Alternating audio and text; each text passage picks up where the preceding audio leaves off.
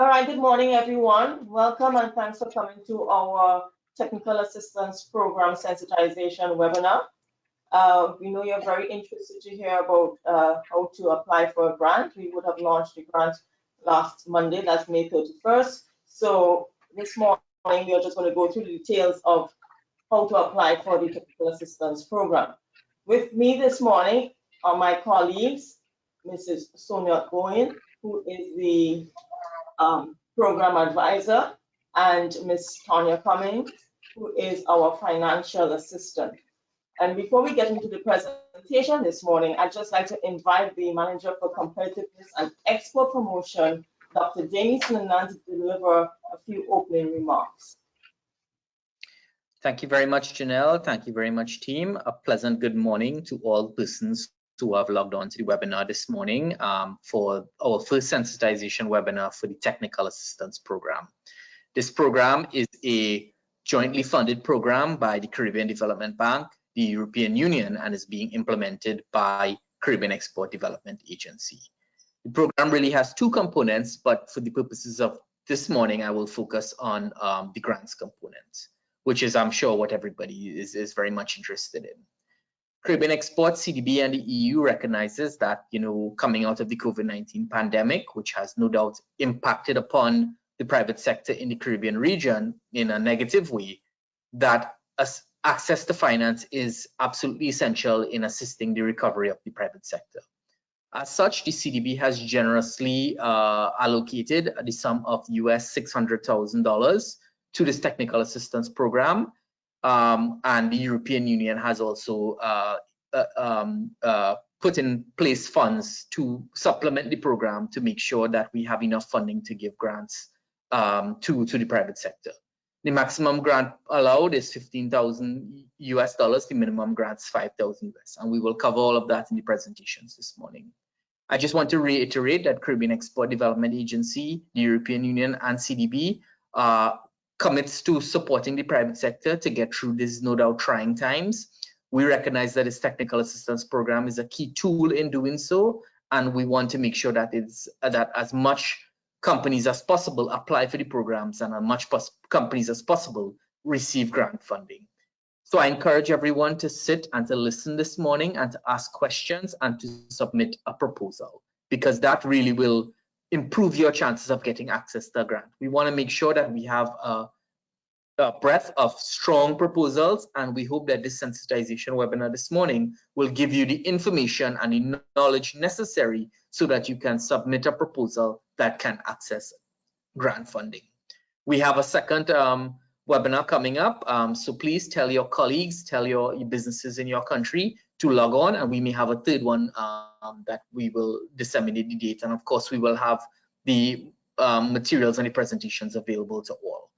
So thank you all once again on behalf of our Executive Director Deodat Maraj for attending this morning, and please ask questions and submit a proposal, because we want to make sure that as much companies as possible are able to take advantage of this grant funding.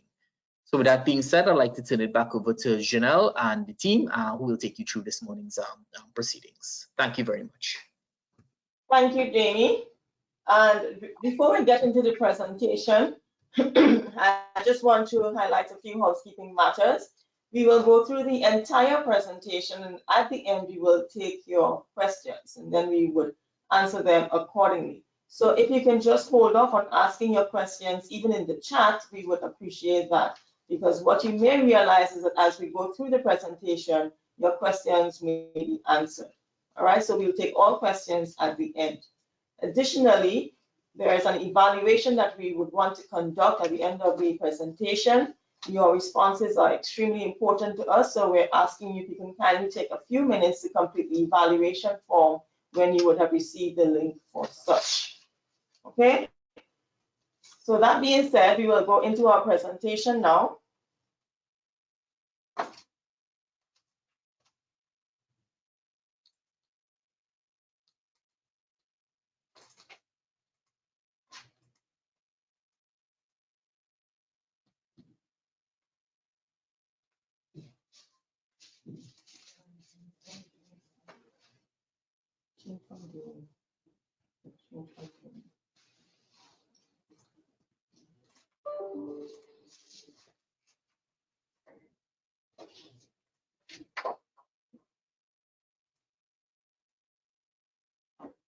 Okay.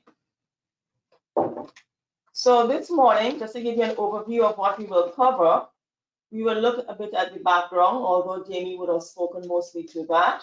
We would cover the eligibility criteria and what projects and project expenses are eligible, what project expenses are ineligible, what funding is available for you to apply for, and then how to submit an application and when is the deadline for applications.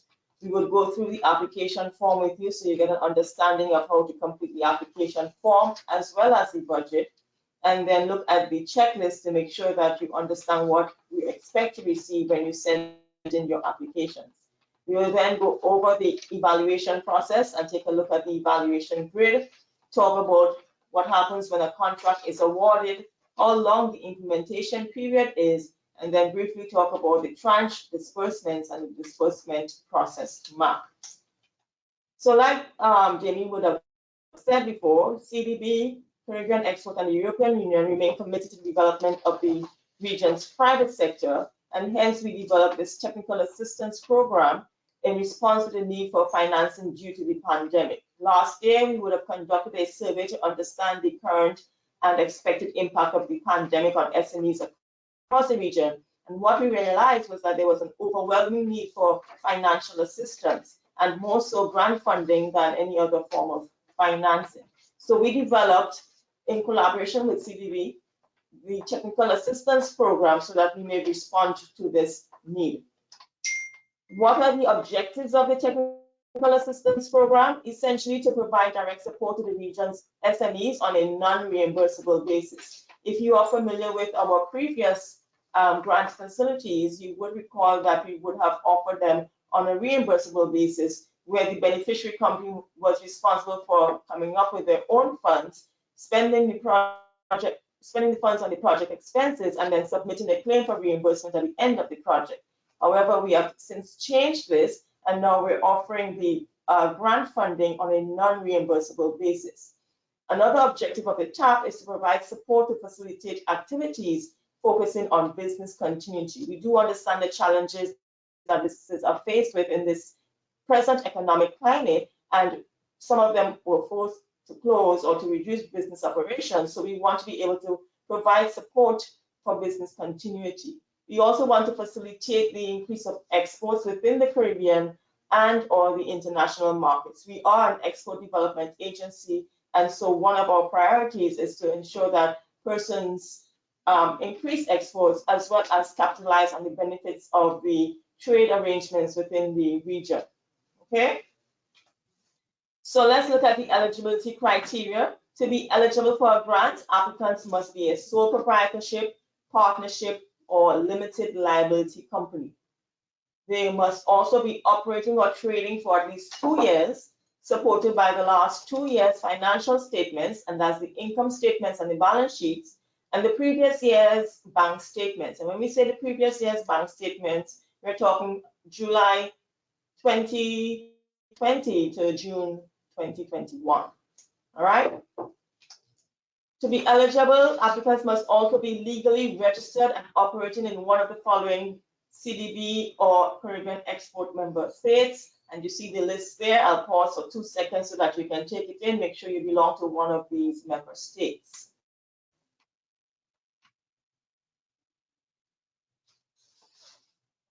Wonderful. I trust you see your country there. So we'll move on. Entities not eligible to apply include business support organizations, educational institutions such as universities, schools, vocational centers, and so on, NGOs or non-governmental organizations, including but not limited to human rights organizations, social clubs, associations, or charities, and a firm that has received a grant under EDF 11 1801, 1901, and or EDF 11 DS 2001. So essentially, if you would have received a grant from us in the last 3 years, you are not eligible to apply for the Technical Assistance Program this year. What are some eligible projects? So this is the list of projects that we will be supporting under the Technical Assistance Program. Resource efficiency and renewable energy, And the types of projects under this category include scoping studies and resource assessments, energy audits, feasibility studies, environmental and social impact assessments, engineering design, project management, energy management services, and advisory services such as planning permissions and deal structuring. Okay, so those are the subcategories or projects that fall under the resource efficiency and renewable energy category. We are also supporting projects on the digitalization of business. So if you're looking to innovate, upgrade your technology in terms of migrating to a cloud service, installation services, purchase of software, and creation of a digital footprint, we will support projects like those, including e-commerce websites and website design. So that's digitalization of business.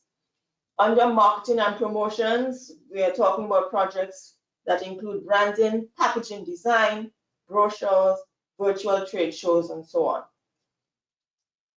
When we talk about building resilience, we're looking for projects that refer to research and development, market testing of new products or services. And then we have purchase and upgrade of capital equipment, purchase and upgrade of capital goods. And it must be noted here that the purchase of these capital goods must not exceed 30% of the grant amount or budget. So if the grant amount or the budget is $15,000 US, it must not exceed $4,500. So the purchase of capital goods must not exceed 30% of the maximum amount, $4,500 US. Okay? There will be no allowances for any counterpart funding. So you can't say, for example, that you would buy the equipment that costs $30,000 and put in the rest. There's no allowance for that.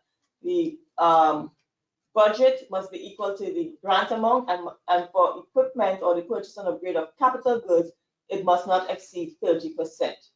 We're also supporting certification, and projects under that category would include the implementation of regulatory standards like HACCP, ISO, FDA, and so on. We're supporting capacity building, and we're talking here execution of training programs. And under protection of intellectual property rights, we're looking at the registration of trademarks, patents, and so on. What are some eligible project expenses? Essentially, to be considered eligible, costs must be necessary for carrying out the project. It must be specified in the grant contract. So when you get your contract, it will be clearly outlined in the contract what is eligible, what's ineligible, what would be allowed. It must also comply with the principles of sound financial management. It must be for goods, services, or activities to be provided during the implementation period, and it must be recorded in the accounts or tax documents of the beneficiary or his or her partners, and be identifiable, verifiable, and backed by original copies of supporting evidence. Essentially, what we're saying here is no cash payments are allowed. You should do all your activities through your bank account so that you have evidence of such. Eligible project expenses include the purchase or rental of equipment, new or used, and again, this must be up to 30% of the grant if you're deciding to go with the purchase of equipment. Costs or services provided that they correspond to market rates, and subcontracting costs are also eligible. Ineligible project expenses, and the list here is not exhaustible. It will include all taxes and government imposed fees. So whether it's VAT, GCT, GST, customs duties, all those taxes and government fees are not allowed. Consumables such as raw materials, packaging materials, stationery, sundries, all of those are ineligible project expenses. Retrofitting of the buildings not allowed. Administrative costs or overhead not allowed. Individual scholarships for studies or training courses ineligible. Travel costs, and these would include hotel, airfare, and per diems, those are not allowed.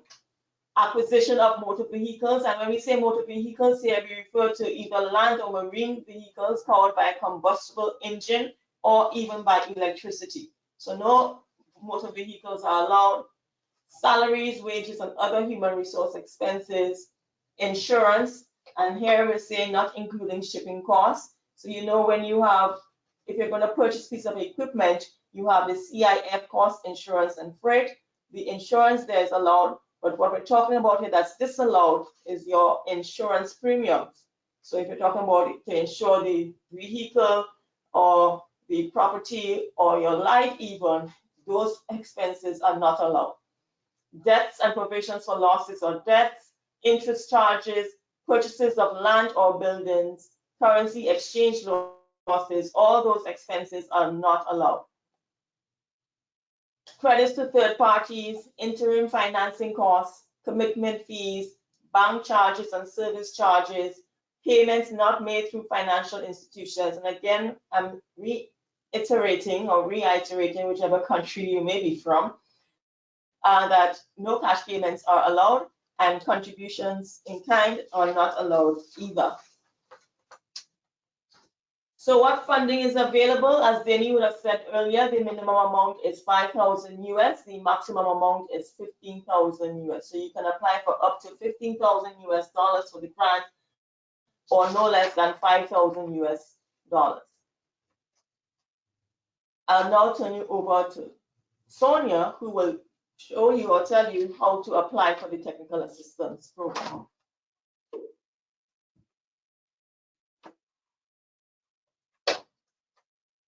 Thank you, Janelle. The top application form and budget template must be downloaded from Caribbean Export's website at www.carib-export.com. This is the only source for application forms and official documents. All other variations of the application will be declared null and void.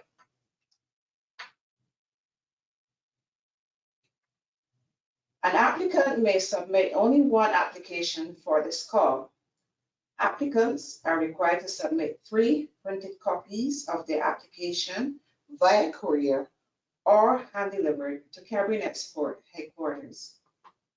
The outer envelope must bear the title of the call for the proposal number, which is EDF 11 TAP 2101. All application packages must be received at Caribbean Export's headquarters by the specified deadline of July 9, 2021. Each application must be accompanied by the company's certificate of registration or the certificate of incorporation and the latest financial statements, which would be your income statement and the balance sheets for the last 2 financial years and the previous year's bank statement, which is 2020 to 2021. Failure to submit the required supporting documentation will result in the application being rejected. All applications must be typed and not handwritten, and they must also be submitted in English. Applicants must ensure that Section 5, entitled Applicant Declaration of the application form, is signed by the applicant when submitted. Application forms which have not been signed will not be considered. So please ensure that all 3 of your copies are signed and dated. Applicants must also ensure that the partners agreement is duly signed if applicable, and we would require your physical signature and not electronic signatures. Applicants must ensure that the total project costs and budget are equal and do not exceed the maximum grant amount. That means that the budget must be for the same amount of the project costs. Your total project cost cannot exceed 15,000, however, it may be for less than 15,000. The minimum amount in this instance will be 5,000 US. Applicants must ensure that capital goods being purchased does not exceed 30% of the total grant amount or the budget. Example, if your budget is for 15,000 US, 30% of that will be 4,500 US. If your budget and your project is for 12,000 US, 30% will be 3,600 US. Please remember that you cannot exceed that 30% cap. Applicants will have the opportunity to provide, will not have the opportunity to provide counterpart funding for any project expense. If your project exceeds more than 15,000, it simply means that you cannot add any additional funding to that amount. Please note that any application with a budget that exceeds 15,000 would not be considered, would be considered ineligible. The deadline for application submissions would be July 9th, 2021, 4:30 p.m. Barbados time. We will take a look at the application form. Just give us a minute in which to switch the screens from the application to the, from the presentation to the application form.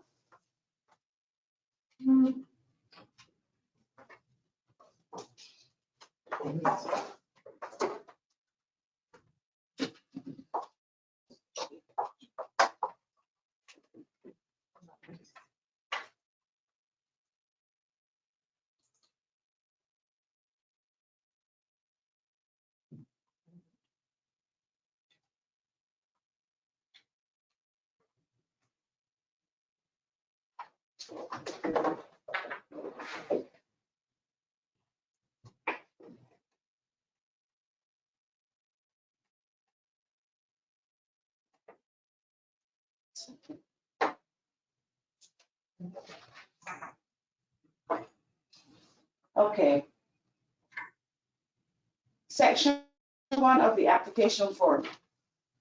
You need to input the company details, which will be the name of the company, the head of the organization or the owner, the gender, be it male or female, the age of the owners. You just take the brackets, whichever is appropriate.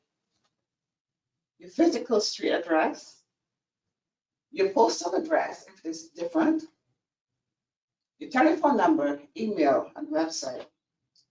You would also include the number of employees, how many males and how many females.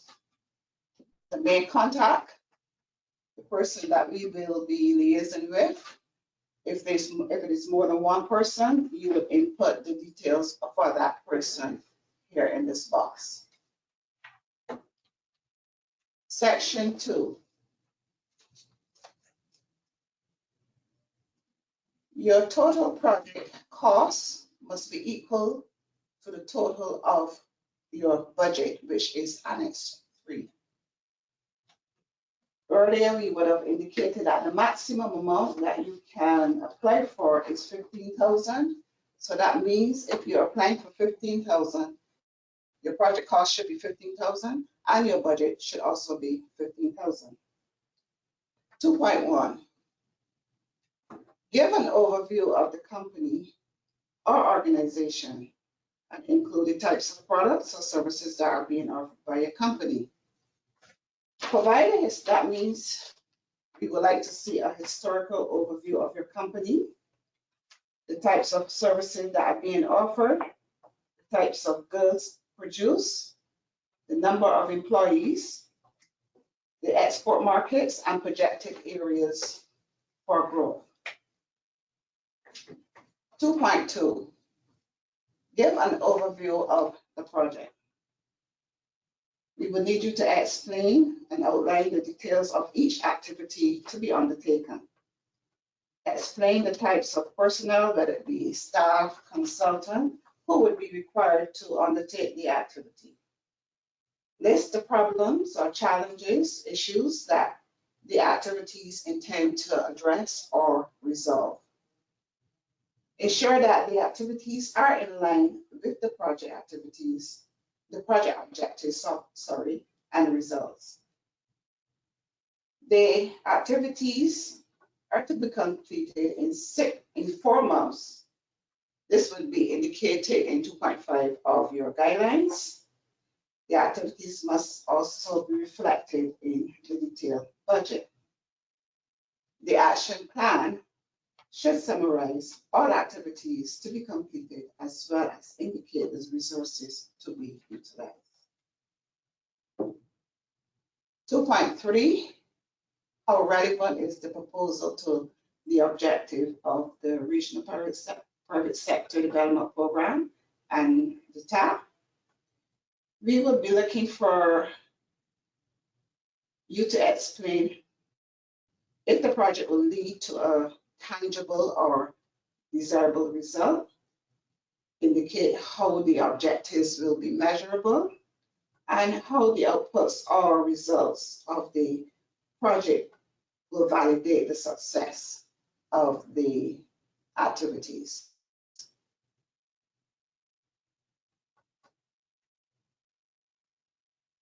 Two point three, what are the measurable results and quantifiable indicators relevant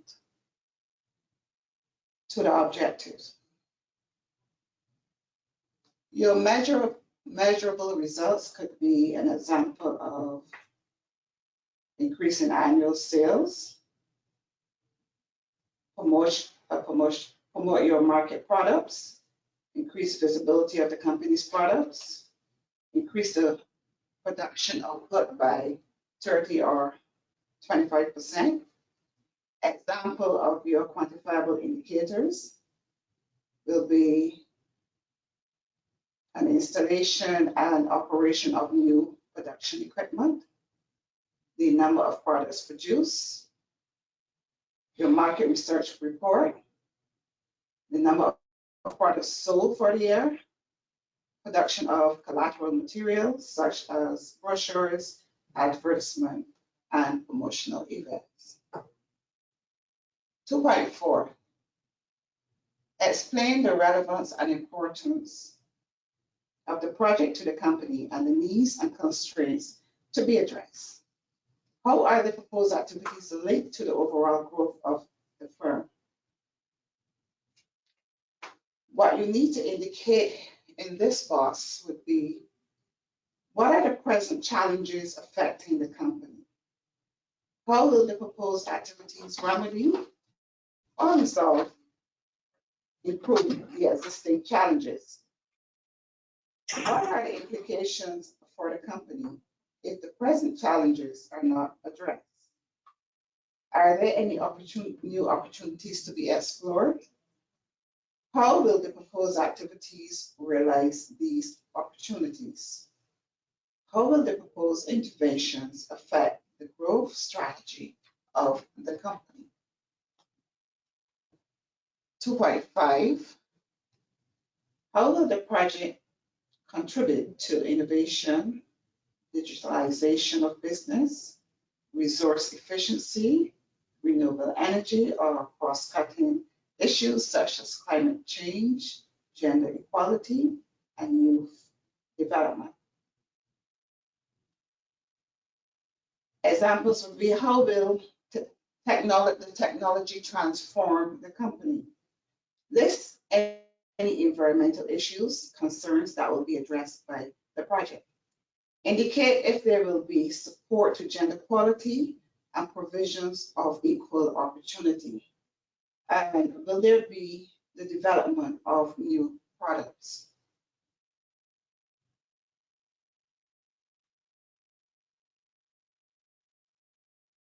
Two point six, give a detailed description of each activity to be undertaken to complete the project. Include the action plan for undertaking project activities, ensuring that the activities are aligned with the objectives.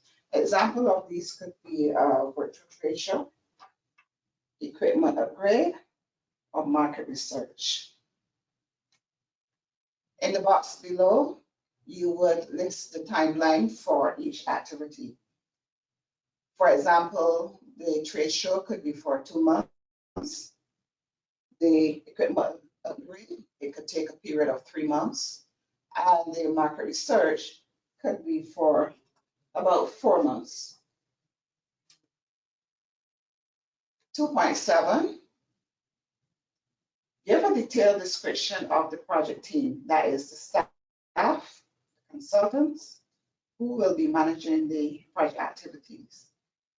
We also asked to include any technical expertise, the management capacity, experience, and qualification of staff or the consultants to be utilized.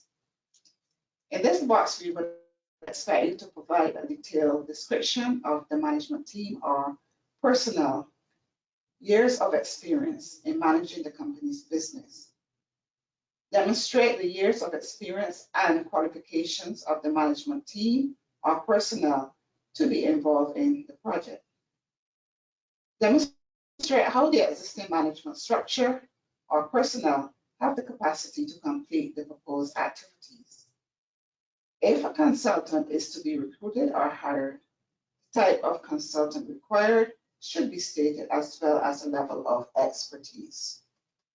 2.8 will be, what do you anticipate will be the long-term impact of the project of your business? 2.9, what institutional structures are in place or will be implemented to ensure sustained business operations after the project ends?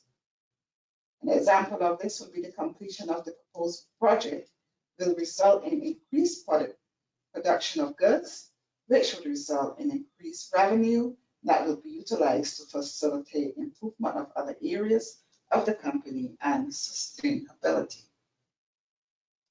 2.10, describe the company organization or organization that will be a partner of the applicant in the project. The information here is self-explanatory, the name of the company or the organization who will be your partner, the physical address, the country, postal address if different, telephone number, email address, the history or cooperation with the applicant, the role and involvement in implementing the proposed action, the contact person for that company, their position, the signature, which must be physical, and the date. If there's more than one partner that you will be utilizing, you copy and paste the box into this current box and onto a new page in the application.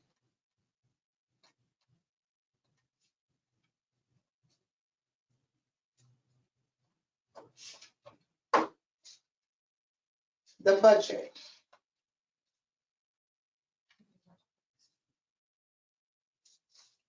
We will just switch the screen when we go to and pull up the budget.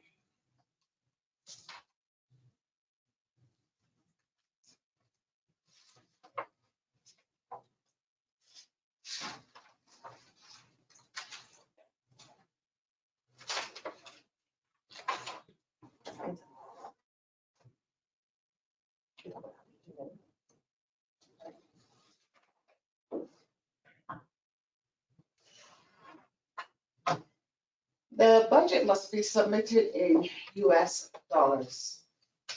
It must provide a clear indication of the goods and services to be procured for the project in achieving its primary objectives as well as the results.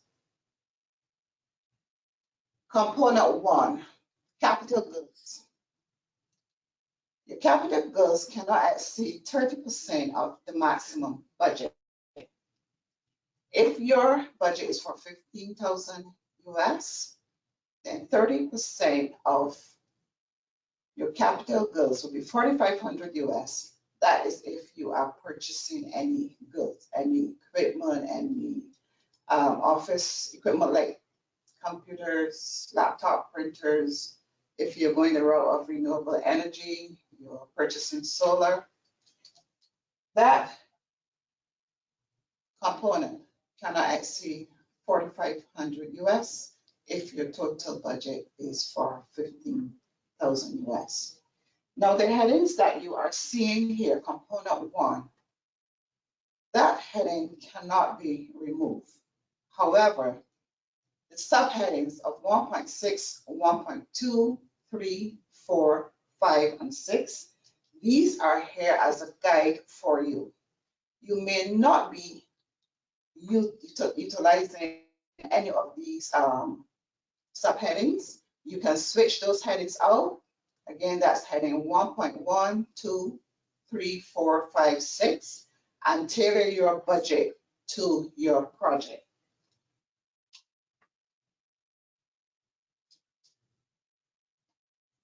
The same principle would apply for component 2, which is services. Again, 2.1, 2.2, 2.3, 4, 5, 6, and 7. These are here for your guidance. If your project is for different activities, you can switch those out and tailor your budget to your project. But component 2, that heading, services, must remain.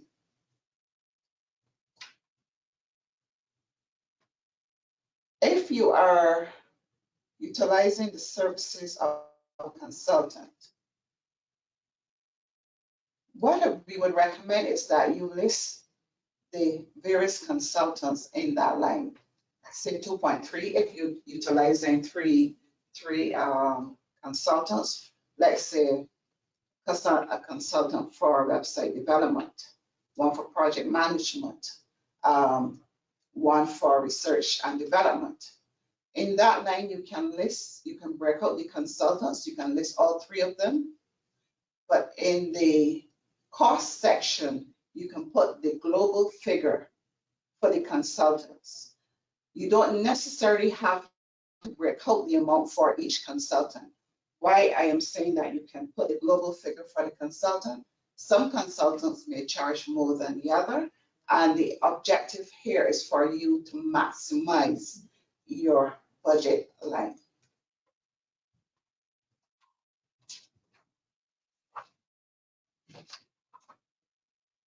We look at the checklist. 3 copies of your application form must be completed and submitted. 3 copies of the applicant's declaration form must also be signed, physically signed and dated. 3 copies of the certificate of registration or incorporation must also accompany each of the application.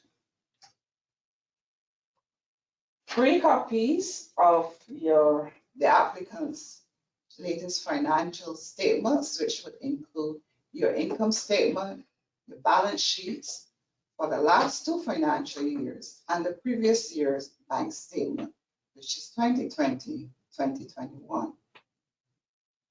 These financial statements can be audited or unaudited. All unaudited financial statements must be presented according to international financial reporting standards. 3 copies of the partnership statement must also be signed if this is applicable. 3 copies of the budget presented in the format requested and expressed in US. And also check to ensure that your total project costs and budget are equal to or greater than 5,000, the minimum allowed, and equal to or less than 15,000, the maximum allowed. Capital goods being purchased cannot exceed 30% of the grant amount or your budget. We will be going into the evaluation process, and I will turn it over to my colleague Tonya, who will take you through the final steps of the application process. Okay, thank you, Sonia. Good morning, everyone. Okay. So the evaluation process would be for a duration of 60 working days and will commence from July the 12th, 2021. Applications received by the deadline are subject to an administrative check, where we will assess whether you have satisfied the eligibility criteria for the call. The applications will then be evaluated by independent evaluators using an evaluation grid, which we will go through a little bit further down in the presentation. The assessment of each application is based on the scores obtained under the section of the evaluation grid. The final score is the arithmetic average of the scores given by each independent evaluator. Now here is what the evaluation grid looks like. So the proposals are evaluated over 5 categories, which are financial capacity, relevance of the project, effectiveness and feasibility of the project, sustainability of the project, and the budget and cost effectiveness of the project. So under the financial capacity section, which is worth 5 marks, this is where we'll evaluate the business based on the financial statements and the bank statements that you would have submitted. Now, we are aware that over the past 2 years, due to COVID, that you might not be very profitable based on circumstances beyond your control, and that is also taken into consideration while doing the financial evaluation. The second thing we look at, relevance of the project. How relevant is the project proposal to the objectives of the Regional Private Sector Development Program and the Technical Assistance Program? And are the overall objectives of the project SMART? Okay, so in the guideline document that we have posted on the website, that would point out the objectives of the Regional Private Sector Development Program, as well as the objectives of this TAP program. And we would suggest that when you are formulating your proposal, you need to ensure that the proposed project actually meets the objectives of the program, because as you can see, it's for 10 marks, and what you should try to do would be to maximize your marks in every category. The second thing we look at is how relevant is the proposal to the particular needs and constraints of the company. Do the proposed activities support the overall growth strategy of the firm? Does the proposal contribute to innovation, digitalization of business, resource efficiency and renewable energy, or cross-cutting issues such as climate change, gender equality, and our youth development? Now, under the effectiveness and feasibility of the project, we ask, are the proposed activities appropriate, practical, and consistent with the objective of the project? Is the action plan clear and feasible? Does the project team have sufficient and appropriate technical expertise, management capacity, qualifications, and experience to manage the project? On the sustainability of the project, will the results of the project have a long-term impact on the company? Are sufficient institutional structures in place to ensure sustained business operations after the project ends? And finally, we look at the budget and cost effectiveness of the project. Now, this section is worth 10 marks. And Sonia, so we just took you through the budget, and realize the 2 things that we asked about your budget are all the project activities appropriately reflected in the budget? Now, essentially what this means is if you propose 5 activities, for example, we expect that the budget would also have expenses allocated for each of these activities which you would have proposed in your project. Are the proposed expenses eligible and feasible for the implementation of the project?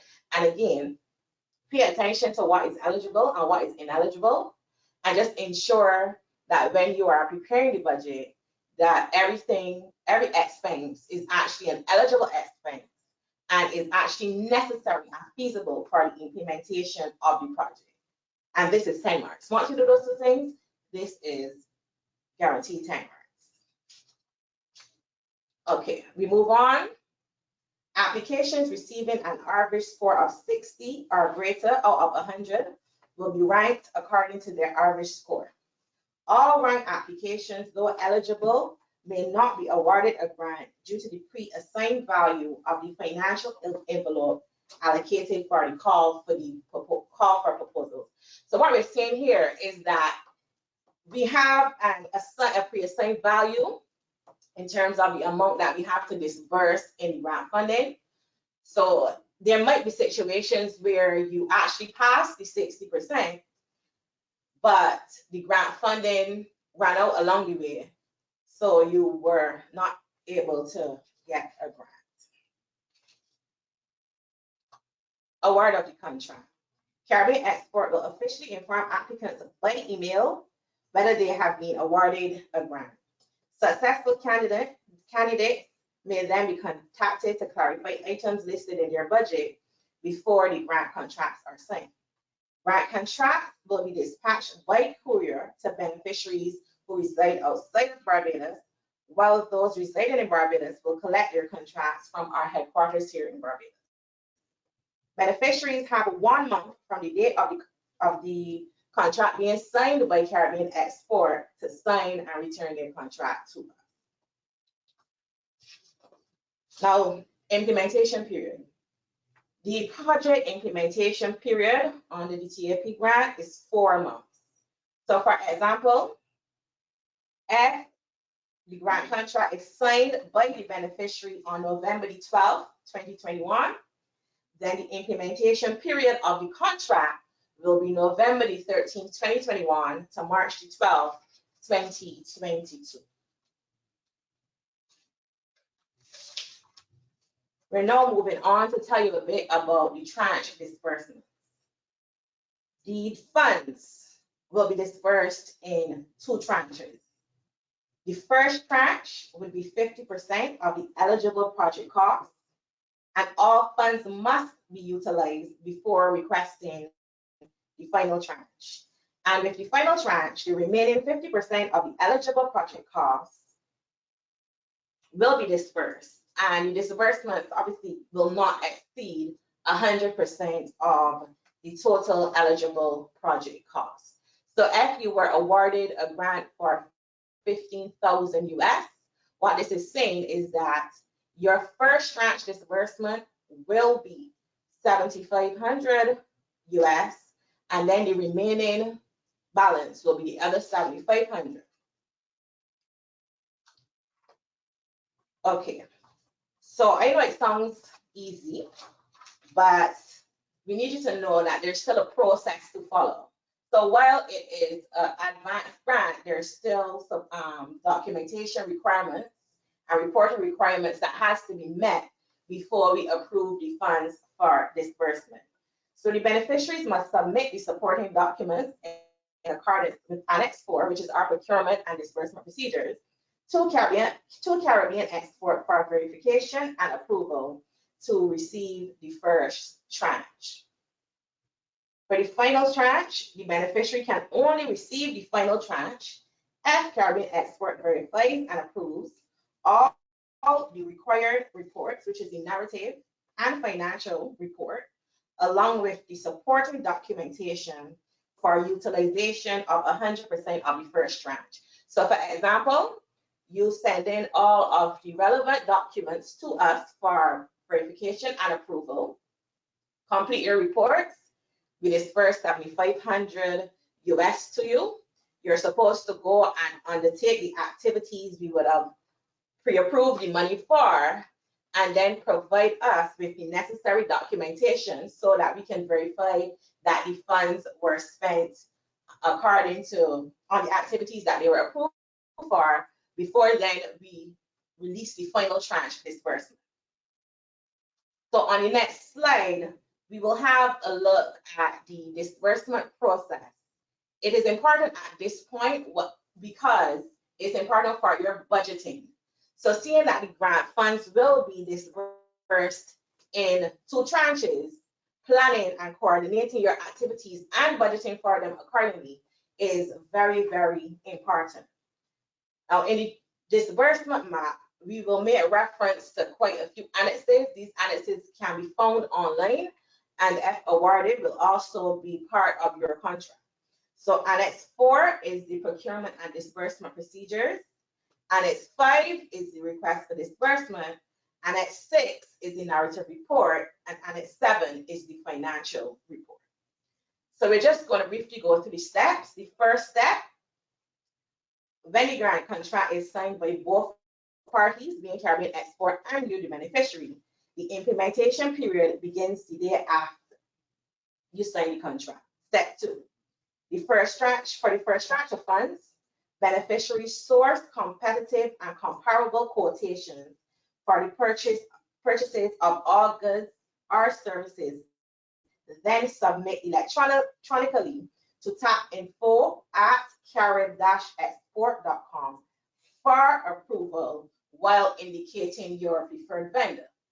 So for example, for the activities that you intend to undertake in the first tranche, you will go to market and source competitive, comparable quotations.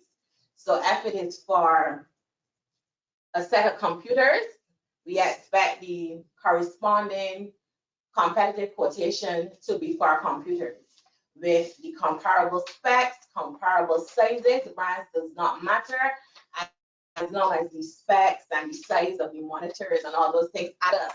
That is what we mean. If you are going to purchase a lawnmower, we expect to see comparative quotations for a lawnmower and not a weed whacker. So while they can do the same things, it's not a lawnmower. So you have to ensure that the quotations are competitive. Similarly, if you're doing solar energy and you have a system that is a 320 watt, we want to see comparative quotations for systems of the same size. So you can't send in something that is 320 and one that is 500. That's not how it works. Everything must be comparative and competitive. So for expenses above 12,000 US, 3 quotations are required from individual service providers or suppliers.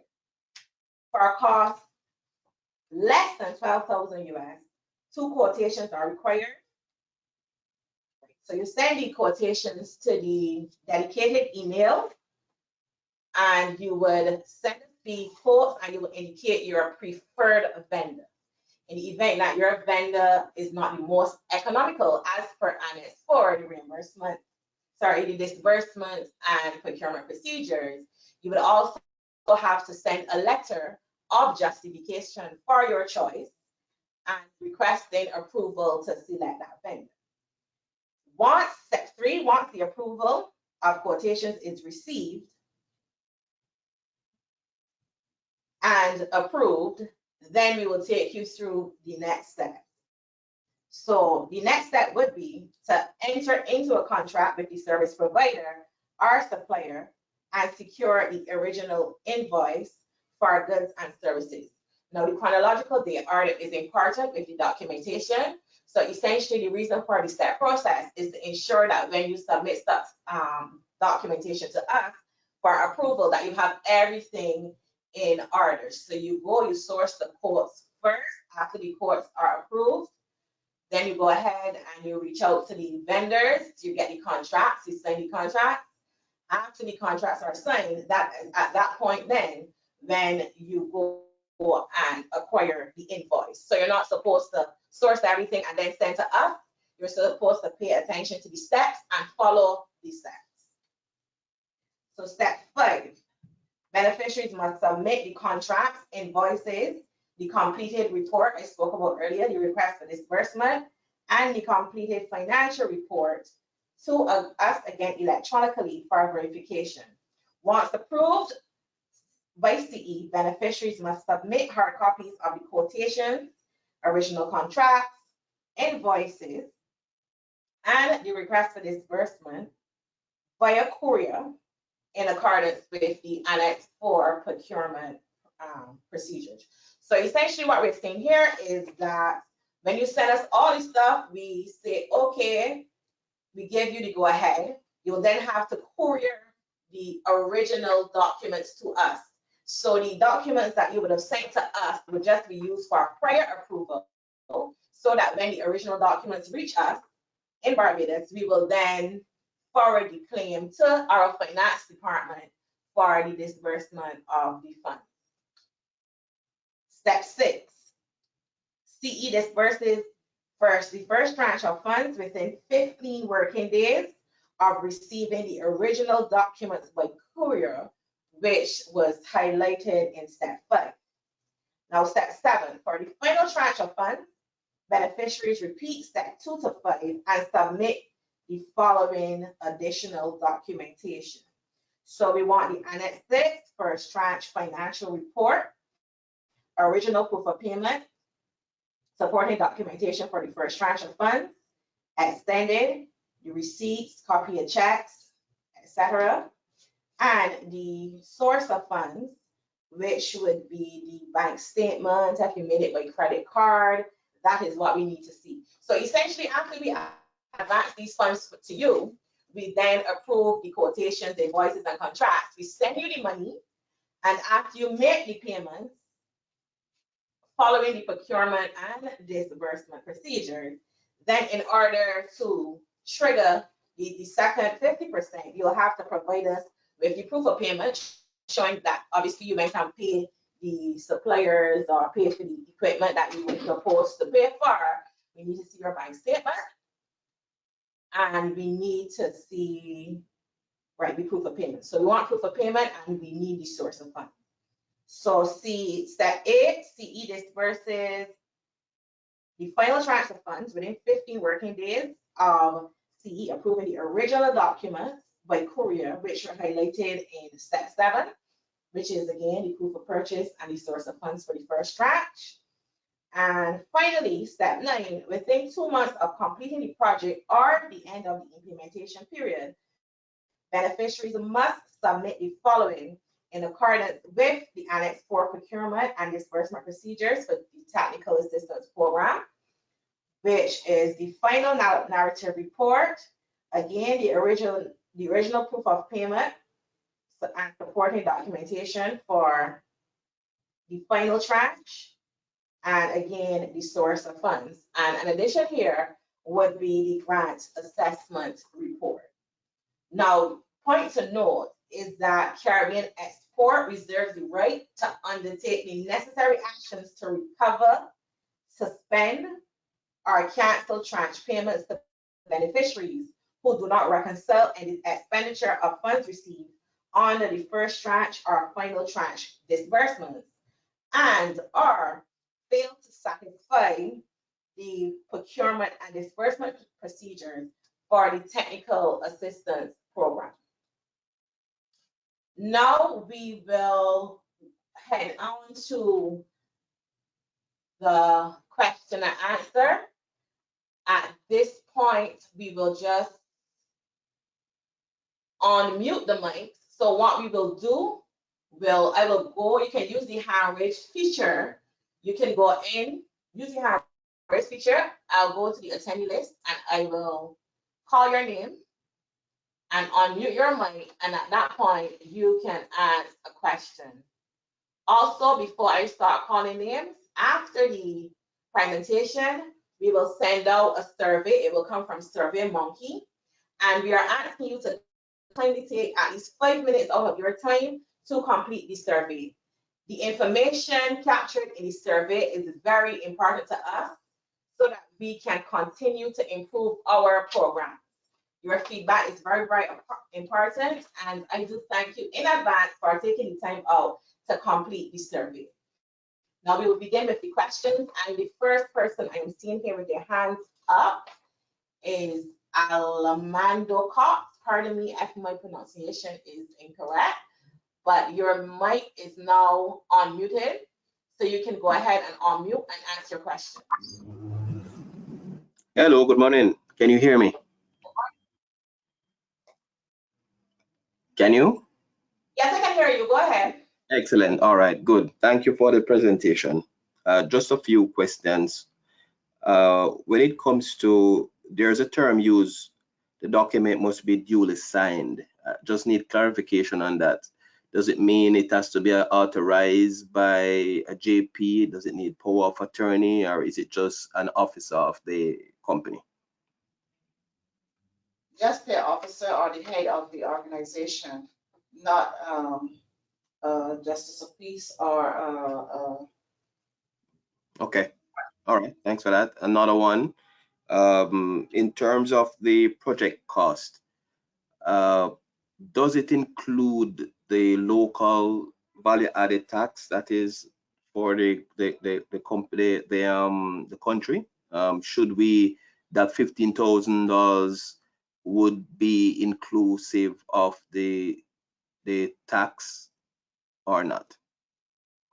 No, that is not included. If you would, on the list of the ineligible expenditures on the guidelines, you will see that all government imposed taxes and duties are ineligible. So we will only cover the VAT, the net amount on the invoices.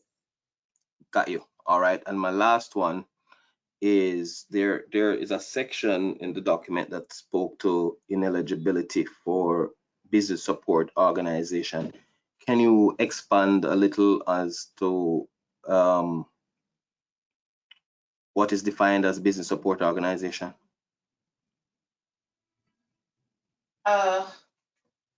which country are you calling from? Oh, I'm in Jamaica, so we are Resolve IT Limited.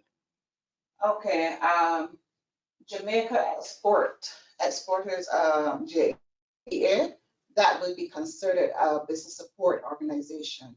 JAMPRO would also be considered a business support organization. Okay. Okay. All right. That's it for me. Thank you. Thanks again. All right, you're welcome. Mhm.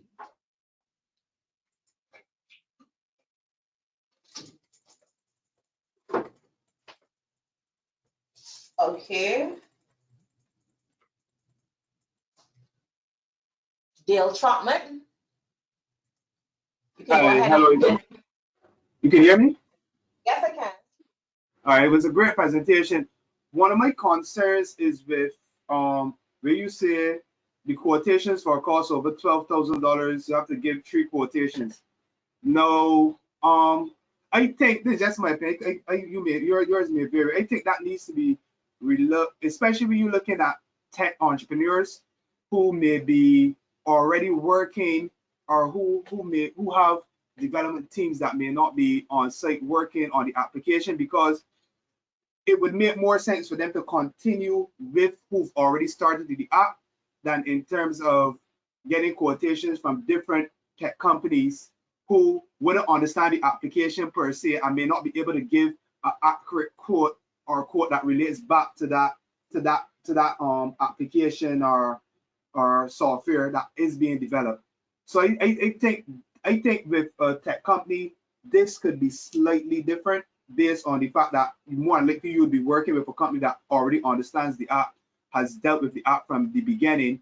So the additional quotations, to me, to then have to go and find companies to get these quotations from, especially if you're developing an application in a specific language or so, which then would be more difficult because you got to try to find some random, more likely you'll just be finding a random tech company to just get a quotation to submit instead of it really having any real value, because more likely you're going to want to continue with the tech company that you've been working with.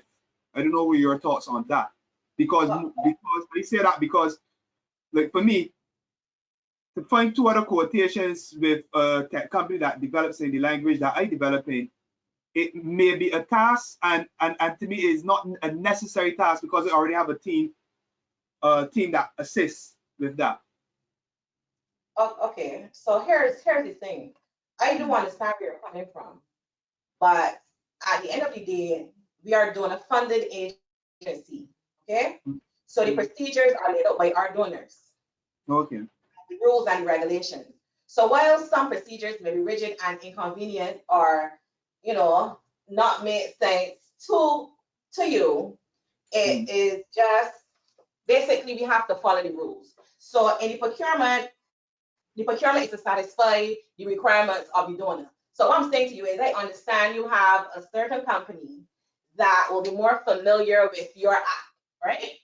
But at the same time, we are not saying to you that you cannot continue with this company or you cannot use this company because, again, when we went to the process map, we said is that you would indicate your preferred vendor, and if in the instance that your preferred vendor is not the most economical, you have a chance to justify and, you know, request to use this vendor. So we are not saying to you that you have to use the other company. What we're saying to you is you have to go through the process, follow the process, and submit quotations because you have to show that you did your prudent shopping as required by our donor. Okay. Okay? Okay. All right. Any more questions?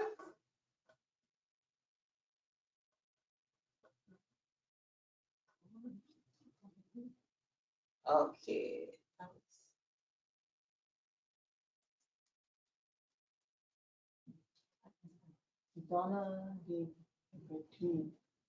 Donna de Vertil or Donna, you're unmuted. You unmute yourself and ask your question, please.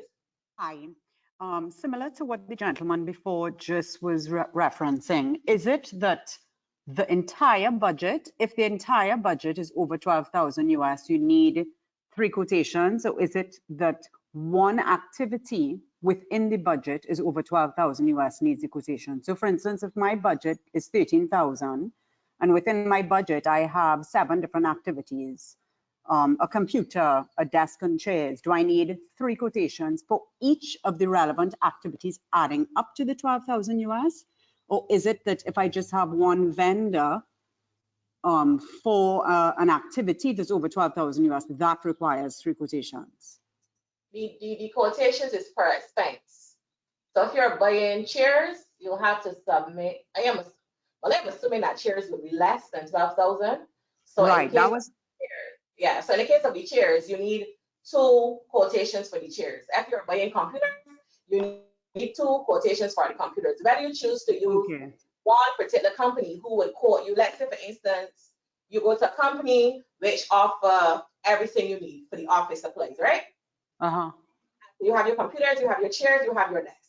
You can just go to another company, you can choose to go to another company and produce a comparative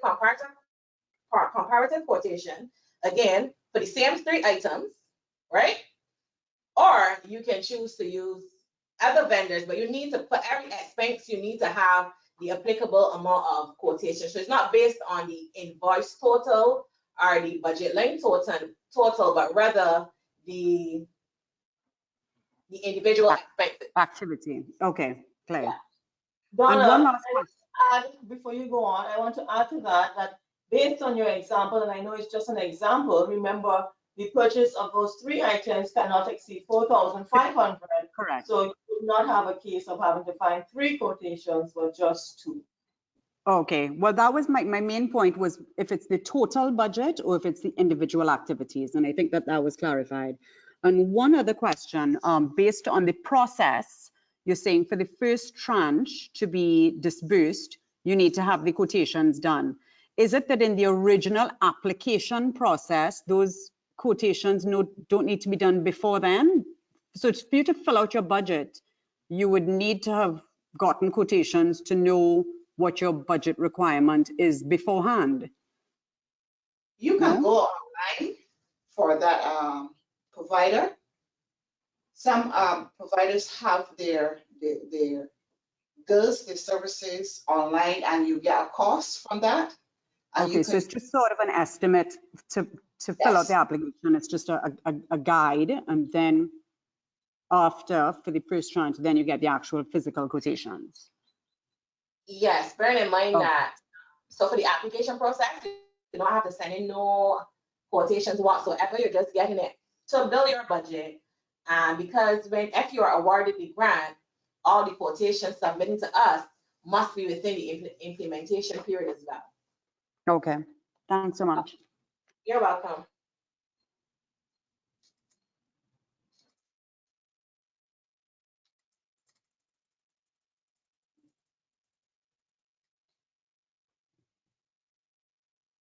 Glenda Francos.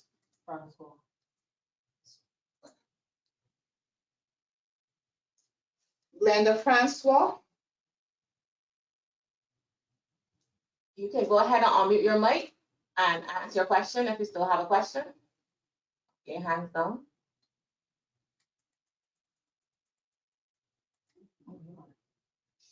Janine, you can go ahead and ask your question. Yes, thank you. Yeah, I posed the question already, and which you answered, but it's not exactly clear to me. Yeah, I asked about our business, well, the bank statements. We have to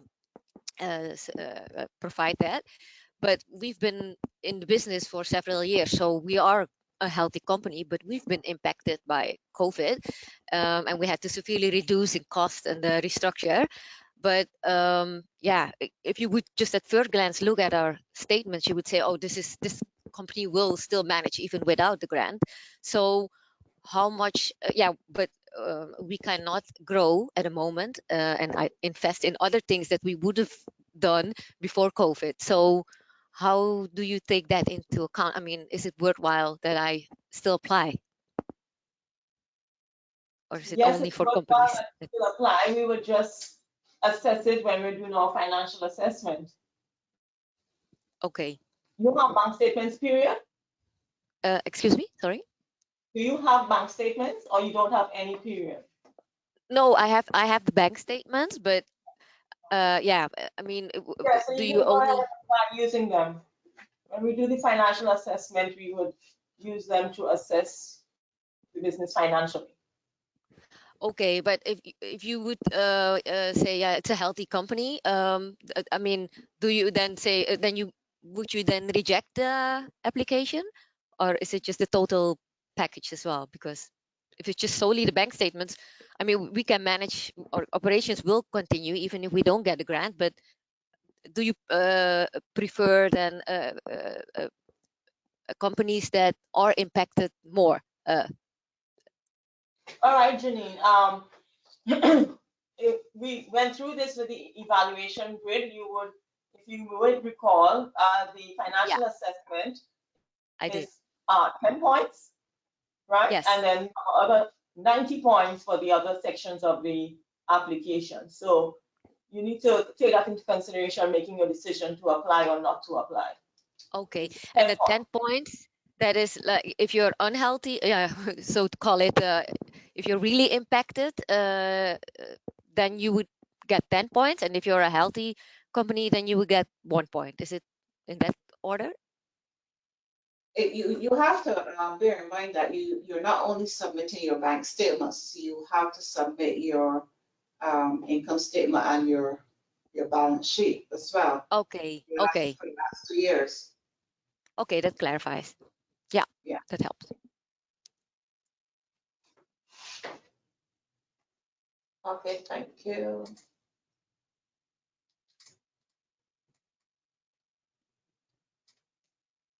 Latoya Garraway, you have your hand up. You may go ahead and unmute your mic and ask your question, please. Yes, hello.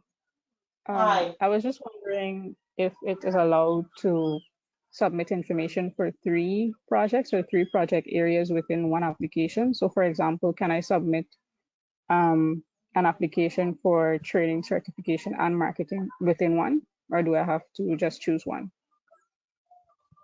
You can submit the application with the 3 areas, but you have to bear in mind that you only have 4 months in which to implement them. So do you think you'll be able to complete the activities within 4 months? All right then. Thank you. Okay, no problem. Thanks for your question. Lauren Peters, you are next. If you would just unmute your mic and ask your question. Good morning, everyone. So I am from Trinidad. I am from Trinidad and Tobago. Thank you so much for the presentation.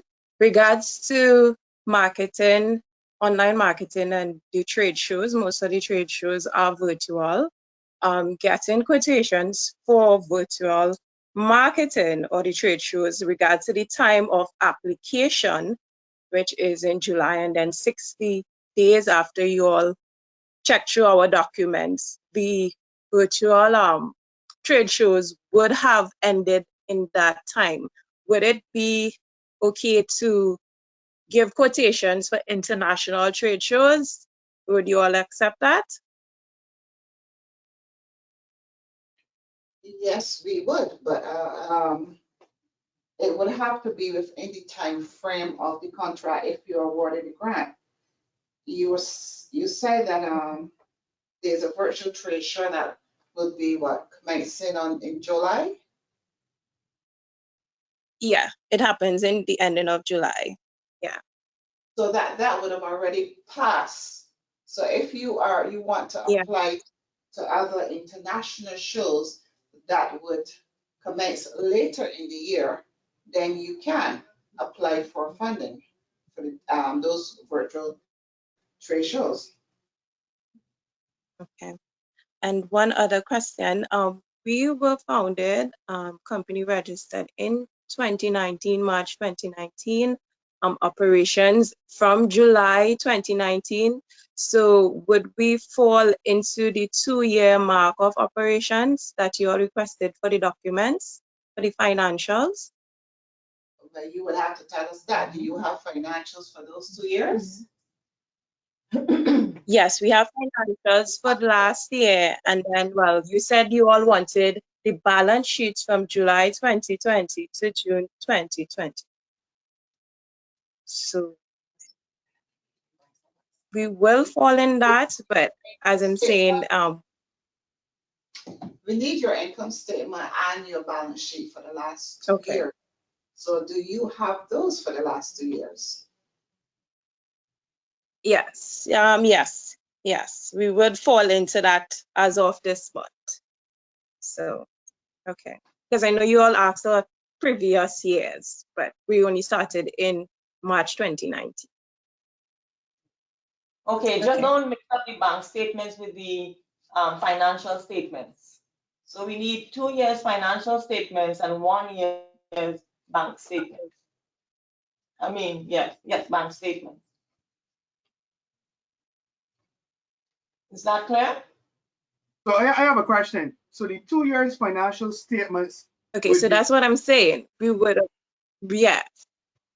Yeah, when, because when you said 2 years financial statement, you mean traditionally how we will file them in our country? Hello? On that, or are you talking about 2 years, like, oh, you say you want the bank statements from July to No. Okay. No. 2 years, however you file them, whether it's January to December, May to April, however you file them, that's what we mean. All right, to add to what my colleague is saying here, know that for a company, financial statements are prepared on a fiscal year. You're based on how your business operates. Yeah. Whereas, so we're asking, right, so your financial statement submitted should be as at your year ending, whatever month your year ends. So you know your fiscal year. So we're not dictating that. What we're saying is, in terms of the bank statement, that we want the last year of financial. So that's the only thing that we're saying, which in this case would be from July 2020 to June 2021. But your fiscal financial years for your financial statements remains as they are.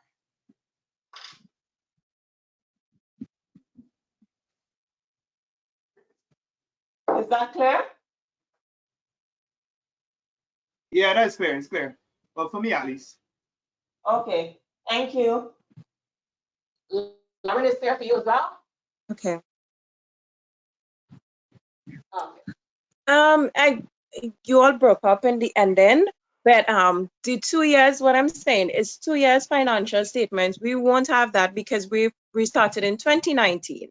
So our financial year is between the March of 2019 and this year. So I would only have one financial year statements and the rest will be balance sheets documents.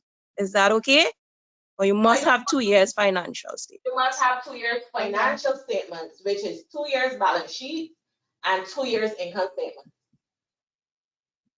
Mm-hmm. Okay. Okay. Okay, so in essence, that is Thank part of you. the eligible criteria. So you have to meet every single, you've got to be able to tick every box that we have there in the eligibility criteria to actually be awarded the grant or be considered for the grant.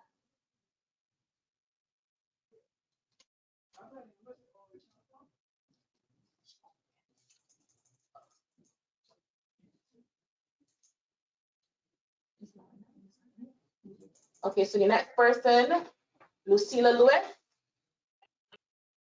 You can go ahead with your question. Good morning to all. Would a business line registered as part of a group of companies within an umbrella business be eligible even if the umbrella business is not eligible?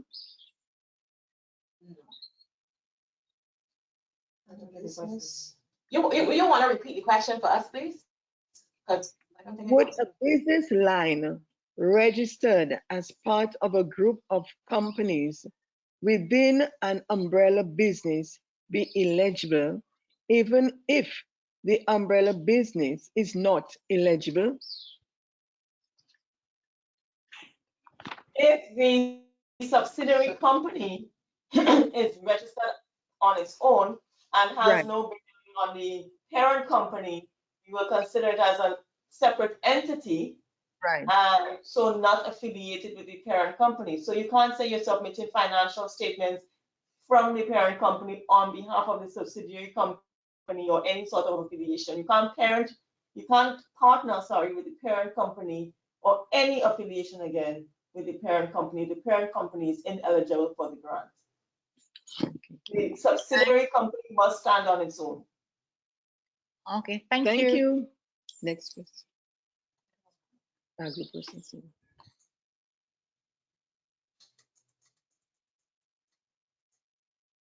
Mark Edwards. Hi, morning, everyone. I want to believe the question was answered already, but I'll still seek some clarity. So first of all, very good presentation. Thank you so much for it. The only issue that I personally would have, or my company would have, is that we are newly founded. So I know that disqualifies us for this particular grant. So my question would be, are there any similar grants that would facilitate a newly founded company? Because the only thing that's missing in me doing this application is the fact that I would not have financial statements because I'm a newly founded company. So are there any similar grants that would give me the kind of access that this grant does? Not with Caribbean Export. This is the only grant facility we have currently administered. You may want to check with our local business support organization or even microfinancing institutions to see if they have anything that supports startups. Okay, ma'am. Thank you very much. No problem, Mark. Thank you for your question.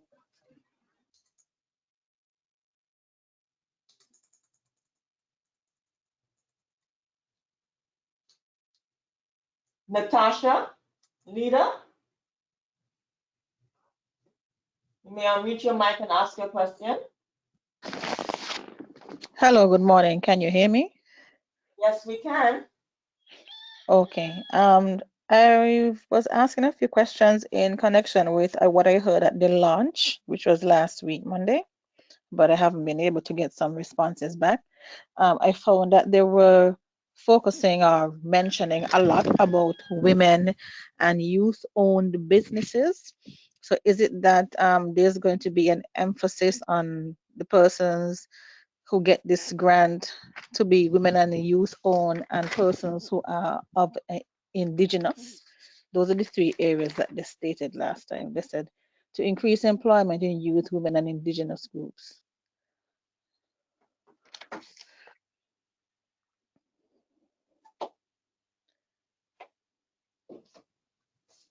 We won't be placing any big emphasis on indigenous groups. It would be a factor that we will look at to see where your business is going, how it is going. If you are employing youth or if they are women that who own businesses. But if you're asking if special consideration is that will be given, is that what you're asking? The women. Yeah. Yes, because it was said that the 11th EDF goals, that was one of them. So I'm wondering if that is a major factor. And then looking at the application, I'm not seeing where that type of data will be captured. So how would one know if I am employing those sectors or those groups of people? Well, it is, if I may answer, it is in the application, and we use it in the evaluation as well. When we would have gone through the presentation and we looked at the evaluation grid, you would see that under relevance of the project, we talk about gender equality and youth development. And the score there is 20 points. And that's the highest score that we have for any single line. So consideration is given or will be given to women and youth owned businesses. So Yeah. the cross-cutting themes are youth, women, and indigenous groups, as well as gender equality. Right, you are correct.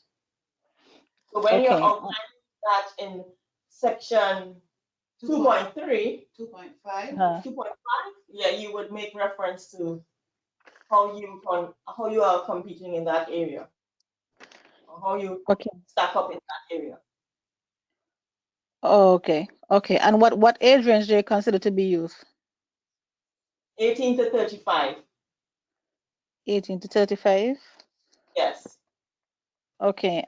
In asking some of the big banks about the bank statements, they're saying that they will not be able to give bank statements up to June because they do that in July, and it's July we have to send you the application. So I was wondering if I could send bank statements up to the period that they will be finished, and then print my online banking activity from my account, from the online banking portal, if that is acceptable. That is fine. We need 1 year's bank statements. So if you don't have July zone or June zone, we will take it from May go back. Okay, but what they're saying is that they're doing the bank statements by quarter. So they have sent up to March, but they're not giving up to June until in July. So I have to end up printing April and May from my online banking portal. Is that okay? Yes, that is fine. As long as we have 1 year's bank statements, most recent bank statements. Okay, in the consultation, in the consultancy part, you said to put all of the consultancy fees together, but just list the areas separately. I'm not sure how that correlates to the budget where you said that we have to give 2 quotations for everything.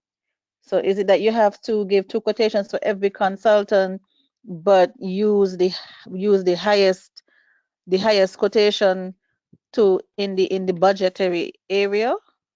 Okay, to clarify, that was just a suggestion made by my colleague. It was a suggestion because when you're doing the budget, after your project is approved, that is it. So in essence, if you have 3 consultants and you have under or overstated any, then there's the issue there with the funding because we can only allow what you have in the budget. So essentially, if you have 3 consultants and you have under consultants $10,000, that is what she was saying, that you can put all the $10,000 together, but you will break down the different, you don't have to break out the cost, but you can actually break out the different consultants. So if it's somebody to do marketing, it's somebody to do research and development, website design, you can bundle all under one total, but you can just break out to indicate that you have 3 different consultants. In terms of the quotation, you would need quotations, 2 quotations for each of them. So if it's website design, you need to submit 2 quotations for comparative and competitive quotations for the same activities on the consultancy. For all the services you have on one, you have to provide a comparative quote for the services from another service provider for each of your consultants. Okay. But I recognize, thank you for that. I recognize from the disbursement map that there are a number of things to be submitted, like the tranche, first and second tranche narratives and the final report and the overall grant assessment. Some businesses find that a little bit tedious and might want to get somebody to do that for them. Is that cost eligible within the grant? So want to do your project management? Is that what you're asking? Yes, in terms of being able to produce all of these reports. Yeah, that's an eligible expense. That's an eligible expense. Okay. And with the fact that it seems like the grants will be approved maybe around November, and around November you have things like Black Friday deals and things like that. Some firms might want to take advantage of those specials. If the item has been purchased but has not yet been received, can that form a part of the tranche disbursement even though it's not physically in your possession as yet? You're speaking about purchasing an item before you sign your contract? No, for purchasing the item, but you don't have it in country as yet, but you've already used the money to buy it, the disbursement, this part of the first disbursement to buy it. Right. So as long as you provide us with the proof that you made the payment, all the other documents that you need, that will be fine. Okay. Because if you think And about it, if you're buying something and it has to be shipped to you, obviously you would have already paid for it up front, pending delivery of it.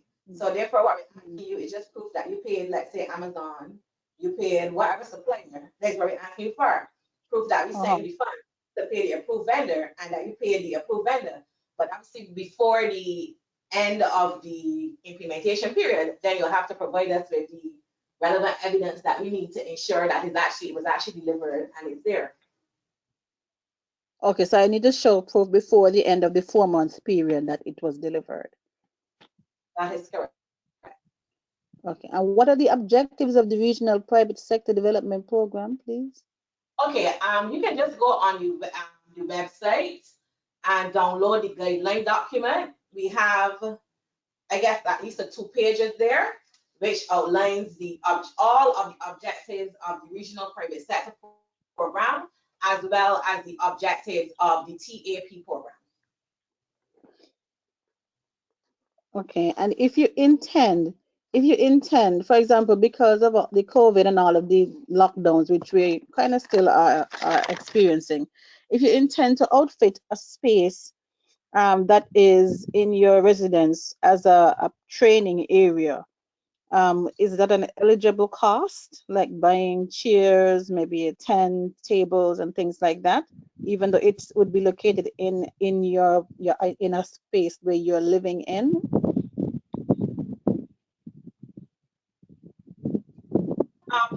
Grant covers up to 30%. So 30% of the grant, which is $4,500 US, can be used for equipment purchases.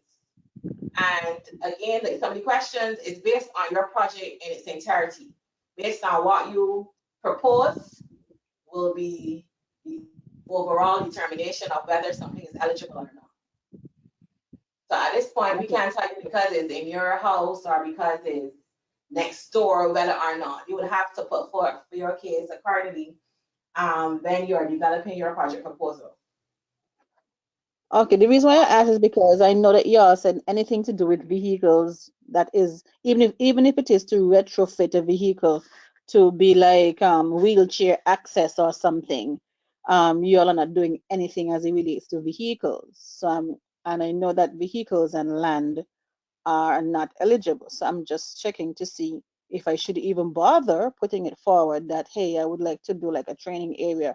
Say I could use my garage or something, and that could be an area of interaction. But if it's on my personal property, I don't want it to be a situation where I put it forward and then it doesn't get funded because because of where it's located. Okay, so put it this way. We have provided you with everything you need in terms of the eligible projects. So the thing now is on you to ensure that whatever project you propose is in line, is eligible, number one, based on the information provided in the reports we have online, and also that the expenses to be carried out also are eligible and that the project is feasible. So what I'm saying to you, we are not on the evaluation committee, and we also provided you with the evaluation grid where you can actually map the questions that you're evaluating by to the questions on your application form, and it is on you to ensure that the proposed project meets the requirements of the program. But here, we're not in a position to tell you whether or not your idea would meet it because we don't have enough information to determine that at this point. Okay.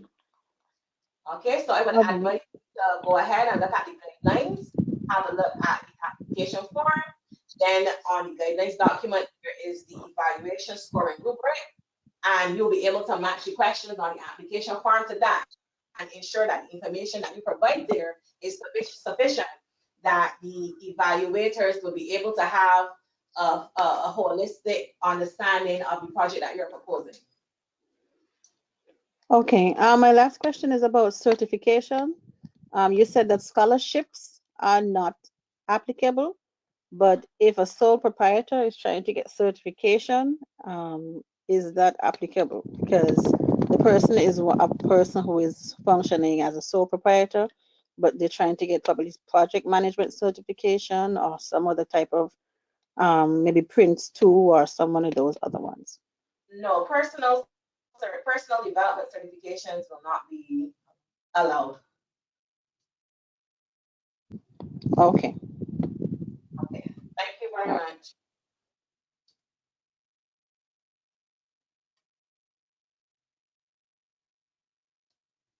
Paul Saran, you may ask your question if it's still applicable. Yes, a pleasant good morning to the panel. Exceptional webinar. I would first like to ask to in terms of the criteria where financials is concerned, right? If it is you only have like 1 year financial from your accountant and you have like approximately 2 years and above, so you will have 2018, 2019, 2020 and 2021 in terms of bank statement from a business bank statement where you can get that from the banking institution or you can get it from online, right? Noting the fact that in Trinidad and Tobago, the borders are still locked down and some businesses are based on like travel, the travel industry, consultancy, that kind of thing. And because the borders are closed now, and it was closed since last year, March to present, business wasn't generating. Could we use two bank statements in terms of the business bank statements, like 2018 and 2019, and in terms of the financials that was unaudited by an accountant, which is 2018, because 2019 was not available at that point in time, or could we just put in extra bank statement to filter that in terms of the financials? Okay, so the question, I got lost along the way. Okay, I can. But right, so basically, what we are requiring is, we're talking two different things. We're talking financial statements, which I mentioned before. Financial statements will be prepared based on the fiscal year. They don't have to be audited. They don't have to be audited, so they can be unaudited.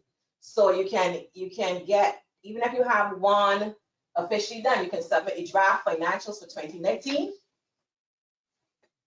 right? So you have to submit 2 years of financial statements, the 2 most recent years. That is a must. In terms of the banking, we just want the last year of the bank statements, the company bank statements. So if it's not available from the bank and you have to go on your online banking and print the individual bank statements for the year, that is also acceptable. Not sure if this covers your query. If not, you can go ahead and clarify a bit more. All right, that's fine. But what I would like to move forward in asking, is it okay to submit more than is expected in terms of the criteria? So you're asking for X, Y, and Z, but you want to show the difference in terms of, okay, my business wasn't able to generate during the COVID period time, and you want to also show where it was able to generate. Is that fine? It is fine, but I would say it is not necessary, because the financial assessment, in terms of the evaluation, is only for 10 marks. And we, as an agency, we are cognizant of the fact that businesses would not be operating at its best within COVID, and that is taken into consideration as well. Yeah. Okay, and my last question is, where do we get the application and also the instructions? And in addition to, would this webinar be sent out to us who attended, like the recorded one? Thanks. Yes, we will send a recording of the webinar. And the instructions and the application would be on the Caribbean Development Bank website? No, everything is on Caribbean Export website at carib-export.com. We have all the documents there that you can download. All right, thank you so much for the information, and do have a pleasant day. Thanks. You are most welcome. Thank you. Priscilla Samuel, you may ask your question. Hi, good morning to all. I'm 25-year-old and I'm from Dominica, representing a small farm business. My question, I have maybe like 3 questions. For one, I've been operating after Hurricane Maria, that is in 2017, after Hurricane Maria. But my bookkeeping is usually a hard copy written down in an exercise book. I haven't had any bank transaction, like had a business registered, a business name registered then, and I hadn't had a what you call it, a business bank account. So my question is really, would I be able to use my personal bank statement to show that I was doing the transaction with my personal bank statement? And also I have a written document from the Justice of Peace in my community stating that I was in operation, or I was a business that started in 2017. So would that be eligible? I am registered. My business is registered right now. I recently registered it, but it hadn't been registered in 2 years back. So would I be eligible to apply? That's my question. So as long as you are operating within the 3 years, The 3-year period, that is fine. In terms of the financials, they have to be presented, officially presented. So something written in the don't work. They have to be compiled as financial statements and submitted. In terms of the bank account, you must have a business bank account, because even if you're awarded the grant, we don't send funds to personal accounts. We send the funds directly to business accounts. Okay, so what I'm saying, I have a business bank account now, but before I didn't. So the financial statement getting from the bank would be from a personal statement. Would that work? Okay, so you're would be saying, from a personal bank account. Are you trading as something? Say that again? Are you is your business, let's say, your name is Priscilla Samuel and you're trading as Samuel Business? Is your business a trading as, or you're doing business as? No, my name is Priscilla Samuel and I'm trading as PT Enterprise. Is it registered in that name? Yes, I have a registration for PT Jada Enterprise and a bank account for PT Jada Enterprise. But I only got it recently. I only done it recently.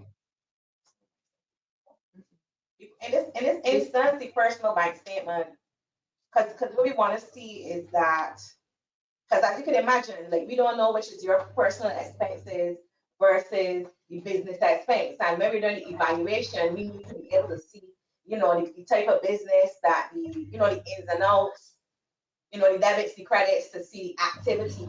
We're still going to look at the financial statements, and everything has to more or less tell the story of the business. And it would be hard to do so using the personal bank statement. So I don't think that that would work in this instance, to be quite honest. Okay. Because we are evaluating a business, not an individual. Okay. Okay. So then I would not be eligible, basically. Based on the information provided. Okay.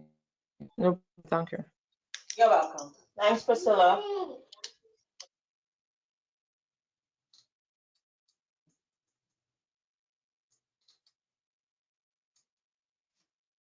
Terry Henry, you have a question still? Hi, good morning. I'm actually Miss. Okay. It's Miss Henry. Okay, I have two quick questions. I need my products to be tested to meet export requirements in the country I want to export to. Is the consultation and testing process eligible for the funding?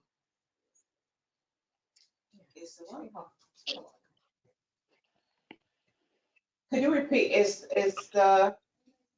What's your question? Right. So my products have to, they're cosmetic products, so they have to undergo testing to be certified to enter that market.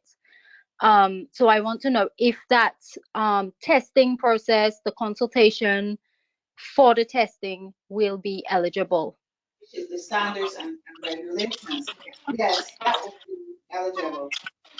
Okay, great. And then I'm also... Sorry, before you ask your next question, don't forget there's a 4-month implementation period. So just ensure that all your project activities can be completed within 4 months. Right, yes. I've already been in conversation with the consultant, so I just wanted to be sure. So I will work with her to make sure everything can be done in that time. Okay. The other question is on marketing. I'm also looking at an agency who can do the rebrand and redesign of packaging for that specific market. So what part of that work is eligible? Is it their design work? Because you have branding, packaging, design, brochures. So would it be their design work that's eligible, but not the printing? You have that correct, Terry. That's okay. correct. Okay. So I would pay for their design, their consultation fees, but not the printing would be on me. The printing can be included in your project as long as you have included it in your project and have it included in the budget. Yes, it would be eligible. Oh, the printing would be eligible. Okay. All right. Fit in your budget and also indicated in the application form. Okay. Perfect. Okay, that's my questions. Thank you so much. You're welcome.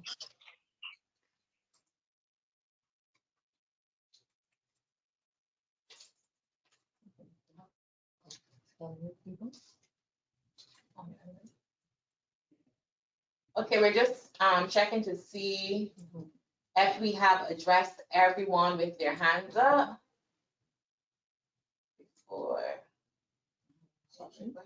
Okay, Ingrid Brathwaite. If you still have a question, just unmute your mic and ask the question. Hello, good morning, everyone. Thank you. My question is whether or not a manufacturing company would be eligible to make a submission to purchase equipment. The manufacturing company being your company? Yes, ma'am. Yes. But there is a cap on the purchase of equipment, 4,500 US. 4,500 US. Yes. Would be the limit, the maximum amount that you that I can apply for. The cost of the item. Provided that project is $15,000, right? If it's less than $15,000, we're looking at 30% of that. Okay. 30% of, okay. The overall project. You understand? Right. Okay, so in addition to purchasing the equipment, then you can include other things. Yes. Okay. On the component too, but you cannot exceed the maximum amount of 15,000 US. Okay. On the component one, which is the purchase of the equipment, if your budget is for 15,000, then you are allowed a maximum of 4,500 US to purchase the equipment. If your budget is less than 15,000, it would be 30% of whatever your budget is that you will be allowed to purchase your equipment. Okay. So to add to what my colleague is saying, that I think you need to look at it because we can't determine, only you would determine your overall project cost. So the grant is kind of like a 30-40 grant, 30-70. 30% of the grant, the total project cost, can be utilized for goods. 70% is for services. So 30% tangible, 70% intangible. So the other 70% of the project can only be used for services. Yes, I understand. Okay. Okay, thank you. You're welcome.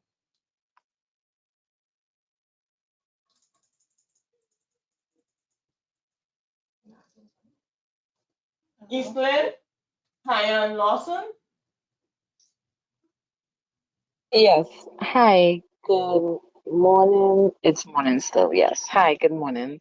The person just before me there kind of covered some of my questions because I'm thinking if we are to purchase a piece of tool or equipment and it's that cap of 30% of the project, then we could also do the components of maybe marketing of the said or whatever that project would be. The marketing will then make up the other 70%. And if freight and stuff will be also like included, the eligible costing that will make up the balance of that project. Freight, you can also claim for freight. It must be included in your budget or listed on your budget under component one. But again, the total amount is 30% of your budget. So if your budget is 15,000 and you're purchasing a piece of equipment and you also want to claim for freight, you can do that, but the maximum amount for that component is 4,500 US. So the freight will be included in that 4,500 US. Yes. You would have to list the freight separately on the budget, but it would be included in that 4,500. Okay. Okay, good. That Yes, component yes, itself yes, cannot exceed 4,500 US. right. I got you. Yeah, that covers that. And in terms of the financial statements, I know it has been a lot of people ask questions in connection with it. We would not have 2020 financial statements audited ready, maybe until later on in the year. So I'm thinking we can submit 19 and unaudited for 20, or even Yes, audited for the year before. you can submit on audited for 2020 and audited for 2019. Okay, good, good, great. So that covers very good presentation. Thank you. Thank you very much. Yeah. You're welcome.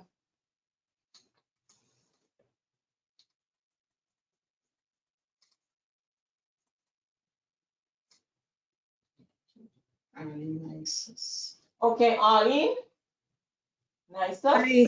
Yes, good day. Thank you so very much. Question, what if part of your company is a vocational center, but that part, it's not yet certified and it's not operational at the moment, and the project, it's for the main operations of the business, which is home care agency. Can I still apply?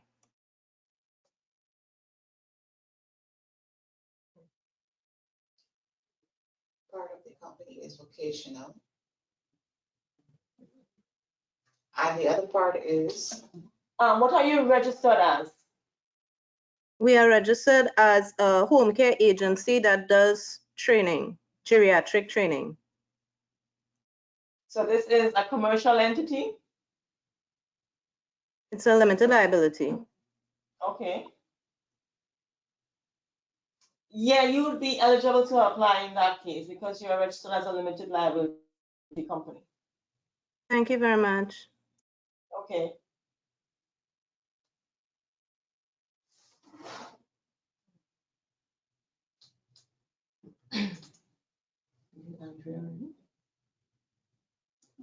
Andrea Brooms. Hi, yes. Good morning, everyone.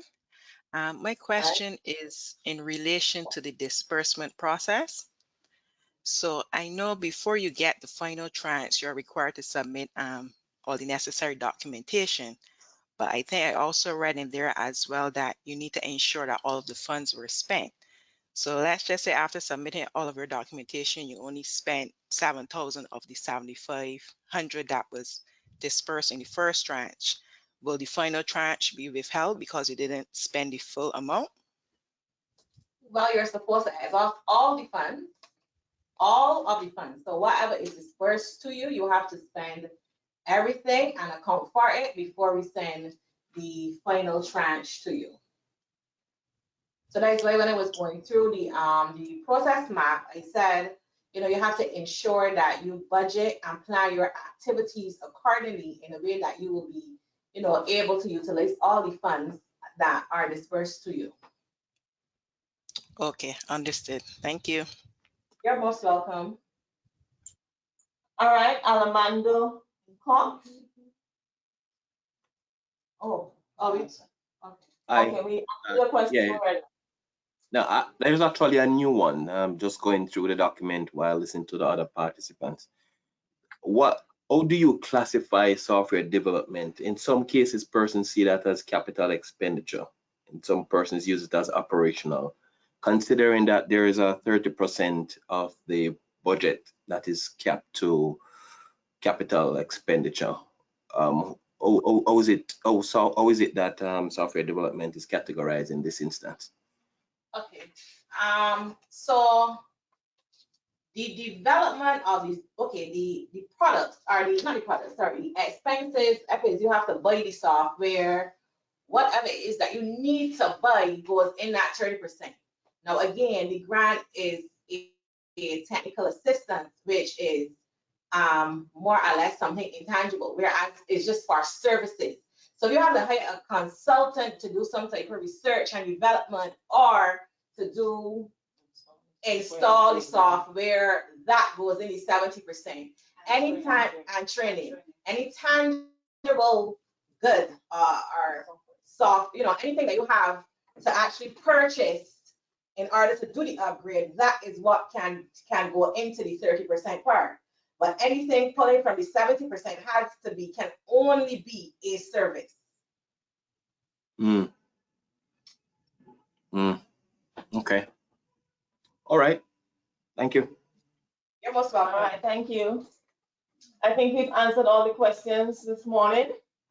If you have any additional questions, feel free to submit them to tapinfo@carib-export.com.